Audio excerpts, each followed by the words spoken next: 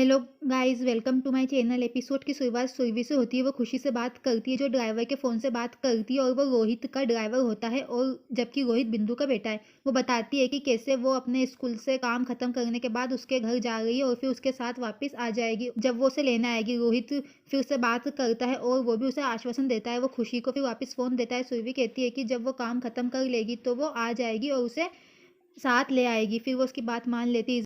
इस बीच कार्तिक किडनैपर को भागते हुए देखता है और फिर वो गेट खोलता है और किडनैपर उसे टकरा जाता है, जो उनके बच्चे का किडनैपर है। वो उसके पीछे फिर भागता है और वो गलियों में दौड़ते हैं। वो फिर सुरभि के पीछे से निकलता है और किस्मत से वो वापस कार्तिक और सुरभि टकरा जाते हैं और वो उसे बीच में पकड़ लेता है।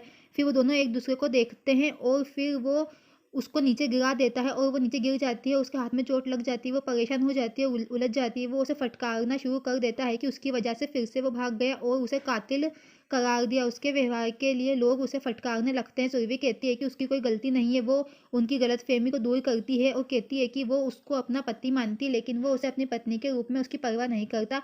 फिर वो कहते हैं कि पत्नियां हमेशा पति की गलती छुपाती है। वो बोलने वाला होता है, फिर भीड़ उसे चुप कर देती है और वो गुस्सा हो जाता है। वो कहती है कि वो फिर सब संभाल लेगी और यदि ये कोई गलती करता है तो उसे दंड देगी। फिर भीड़ चली जाती है। वो एक दूसरे का सामना करते हैं। वो कहता है कि वो उससे बाद में निपटेगा। फिर वो घूमती है और चली जाती है। इस बीच वो किडनैपर का पीछा करना जारी रखता है, लेकिन उसे फिर भीड़ में खो देता है। कार्तिक ने पुलिस को फ़ोन कर बताया कि किडनैपर वापस आ गया है और उन्हें शहर को बंद करने की कहता है। फिर किडनैपर छिपकर सोचता है कि उसे बहुत चुपके से और सावधानी से चलना होगा। वो बाहर आता है और देखता है कि सुरभि उसकी सामने से आ गई है, क्योंकि वो उसकी पहचान उस औरत के रूप में करता है जिसने उसे स्टेशन पर बच्ची दी थी। वो फिर पुलिसकर्मियों को ऑटो में जांच करते हुए देखता है। फिर खुशी आखिरकार कार्तिक के घर के अंदर चली जाती है और वो रोहित के साथ अंदर रहती है और बेखबर रहती है कि ये उसी का घर है। फिर वहाँ पे उसका स्वागत करता है रोहित। फिर रिया को वो पसंद नहीं आती है। फिर सब उसको देखकर खुश हो जाते हैं। वो फिर दीपक को बुझा हुआ देखती है और मंदिर में जाती है और उसे जला देती है। फिर खुशी उन्हें बताती है कि उसकी माँ कहती है कि मंदिर का दिया कभी बुझना नहीं चाहिए। किशोर उससे प्यार करता है और रिया को भी उसे सीखने के लिए कहता है। खुशी फिर बताती है कि उसका नाम खुशी है। वो सब सुनकर चौंक जाते हैं। वो फिर कहती है कि वो उसका नाम सुनकर सब चकित क्यों रह गए।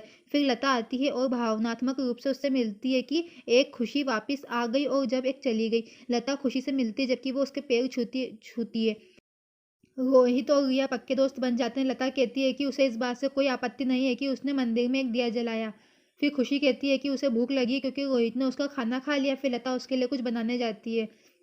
तभी प्यारे और ताई वापस लौटते हैं ये देखने के लिए कि खुशी खाने की मेज पर बैठी हुई है, जो उसकी मानी जाती है। वो बेरहमी से उससे पूछती है कि वो कौन है जो इस तरह बैठी है। खुशी उसे तब तक राय न बनाने के लिए कहती है जब तक कि वो उसे जानती नहीं। प्यारे खुश हो जाता है, जबकि वो ताई से कहता है कि इतनी छोटी लड़की से वो सुन रही है। ताई पूछती है कि वो उसे क्यों ज्ञान बांट रही है और कहती है कि क्या ये उसके पिता का घर है जो यहाँ बैठी है। वो खुशी से पूछती है फिर तो उसका नाम भी खुशी होना चाहिए। जब वो कहती है कि हाँ, उसका नाम खुशी ही है, ताई फिर चौंक जाती है और उसको झटका लग जाता है। रोहित आकर उसकी पहचान कराता है। ताई टेंशन में आ जाती है और फिर प्यारे से चुटकी लेती है, लेकिन इससे खुशी को दर्द होता है। उसे फिर एक फ़ोन आता है और चुपके से वो चली जाती है। फिर उसे किडनैपर से पता चलता है कि कार्तिक ने उसे देख लिया है। वो चौंक जाती है और पूछती है कि कैसे। वो बताता है कि यहाँ कैसे हुआ और कैसे वो पुलिस के जाल में फंस गया। वो उसे किसी भी तरह से बाहर निकलने के लिए कहती है, क्योंकि वो बाहर निकलने का रास्ता दिखाने के लिए उससे भीख मांगता है। वो उसे जल्दी करने के लिए कहती है, जबकि कार्तिक अंत में उसे फिर से देखता है, लेकिन वो रोड की दूसरी साइड खड़ा होता है। वो फिर उसे भागने के लिए विनती करती है, जबकि कार्तिक ने नोटिस किया कि वो फ़ोन पर किसी से बात कर रहा है और समझता है कि उसका कोई साथी है। वो फिर उसके पीछे भागता है और ताई प्रार्थना करती है कि वो पकड़ा ना जाए, और वो उसे फिर पकड़ने वाला रहता है, लेकिन वो भाग जाता है। इस बीच सुरभि घर लौट आती है। फिर भी अपने पति के विचारों में खोई रहती है। जतिन उससे बात करता है और फिर उसका घाव देखता है और चौंक जाता है। वो सोचता है कि वो इतनी खोई हुई क्यों दिखती है। वो पूछता है कि कैसे हुआ। वो याद करती है और टेंशन में आ जाती है। वो बताती है कि क्या हुआ। जतिन पूछता है कि उस क्या वो घायल नहीं है। वो कहती है कि उसका असली घाव दिल के होते हैं जो कभी नहीं भरते। वो कहती है कि उन्हें देखा नहीं जाता, लेकिन बहुत दर्द होता है और अपने दिल में हमेशा चुभते हैं, और वो शब्द भी हमेशा चुभते हैं। फिर सुरभि ने भगवान से प्रार्थना की कि गलतफहमी का जल्द समाधान हो जाए, जबकि कार्तिक को यादों में वापस ले जाया जाता है और उसके पीछे दौड़ फिर किडनैपर गलियों में भागता है और सुरभि के घर में पहुंच जाता है। जैसे ही वो मुड़ती है, वो किडनैपर को देखकर घबरा जाती है। वो उससे पूछती है कि वो यहाँ कैसे आया और वो उसके शब्दों को सुनता है। फिर फ़ोन पर ताई ये जानकर खुश हो जाती है कि किडनैपर बच गया है, वो कार्तिक के वहाँ से निकल गया है और वो किसी औरत से बात कर रहा है और खुश होती है। वो उससे पूछती है कि वो इतने सालों से कहाँ था? फिर जतिन आता है और पूछता है कि ये कौन है? वो चकरा जाता है। सुरभि उसे खुशी के पिता के रूप में इंट्रोड्यूस करती है। ये सुनकर ताई चौंक जाती है और अपना फ़ोन ज़मीन पर गिरा देती है।